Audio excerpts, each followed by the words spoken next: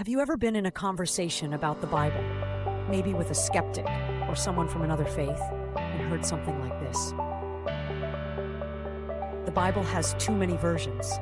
The manuscripts all contradict each other, and the Dead Sea Scrolls prove the text was unstable and corrupted. On the surface, that can sound pretty devastating. But what I've found is that when you actually trace each of those claims back to their source, what looks like a wrecking ball turns out to be something else entirely. Today, we're going to look at each argument carefully. By the end, I think you'll see that the diversity in the biblical manuscripts isn't evidence of corruption. It's actually evidence of preservation.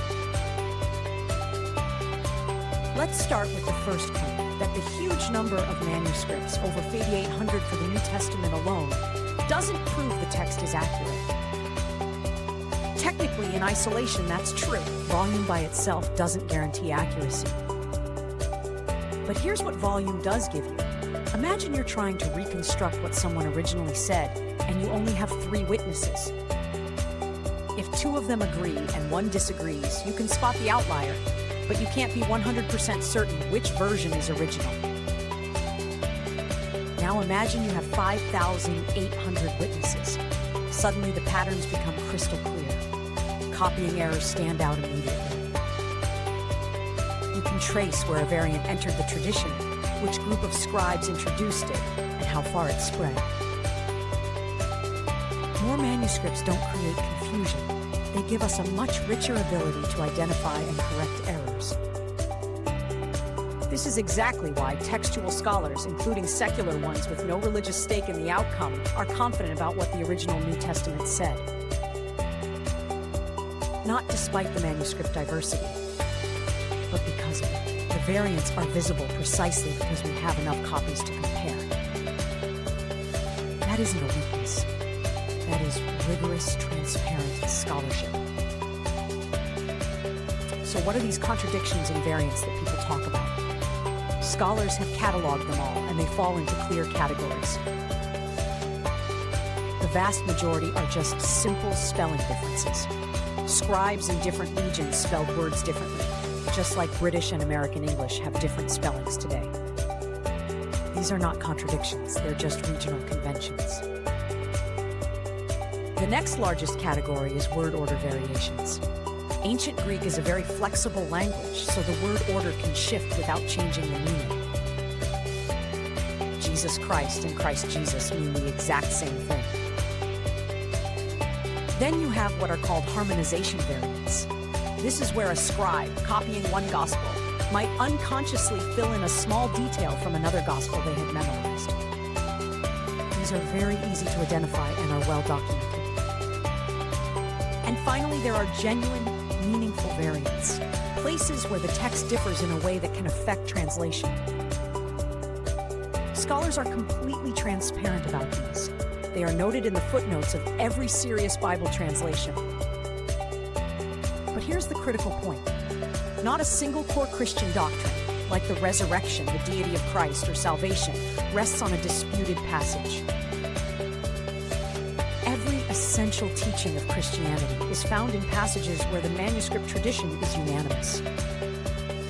The variants exist at the edges, but the foundation is solid.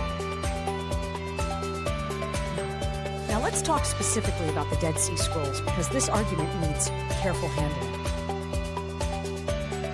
The claim is that the scrolls show the biblical text was unstable and not fixed. It's said that different manuscript traditions existed at the same time, so you can't reconstruct a single original text.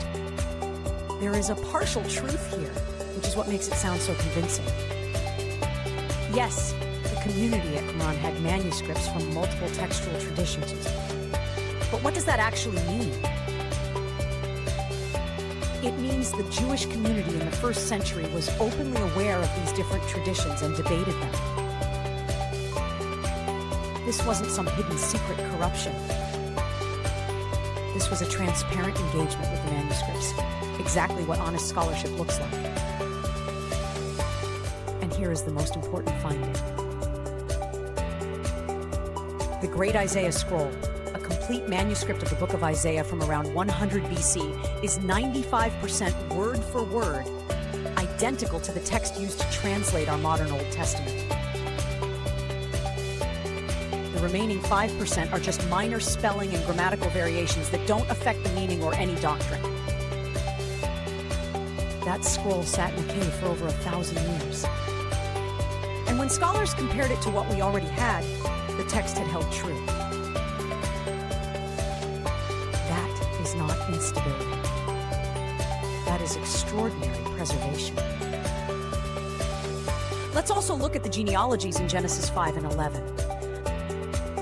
This is a real textual variation that scholars openly acknowledge. The lists of ages and lifespans for figures from Adam to Abraham have different numbers across the major manuscript traditions: the Hebrew Masoretic text, the Greek Septuagint, and the Samaritan Pentateuch. But notice what the argument is claiming. It's saying that because we can't be certain whether Methuselah lived 969 years or a different number, the entire Bible is corrupted and untrustworthy. That's not a proportionate conclusion. The variation in ancient genealogical numbers, which scribes handle differently for reasons scholars still study, tells us nothing about whether the resurrection happened. It tells us nothing about the deity of Christ. You can't use uncertainty about ancient numbers to tear down the entire manuscript tradition. Honest scholarship holds these questions open. It doesn't use them as a demolition tool. And this brings us to the most important point of all. Everything we've discussed today, the variants, the textual traditions, and the differences in Genesis, all of it is documented openly by scholars themselves, many of them Christians. People like Bruce Metzger, F.F. Bruce, and many others have published exhaustive analyses of every known variant. They've made the data public and have debated it in academic journals for generations. Corruption implies someone is changing something and hiding it. But the biblical manuscript tradition has been examined, cataloged, debated, and published openly for centuries. Every variant is known. Every tradition is documented. Every difference is accounted for. That is not what corruption looks like. That is what rigorous, honest, transparent scholarship looks like. And the conclusion that scholarship reaches after examining all the evidence is that the New Testament we have today faithfully represents what was originally written. Not perfectly transmitted in every tiny detail, but faithfully preserved in everything that matters. The diversity in the manuscript tradition isn't a scandal. It's a testimony to how seriously the biblical text has been handled, examined, and preserved across centuries. Thanks for watching, and subscribe for more content like this.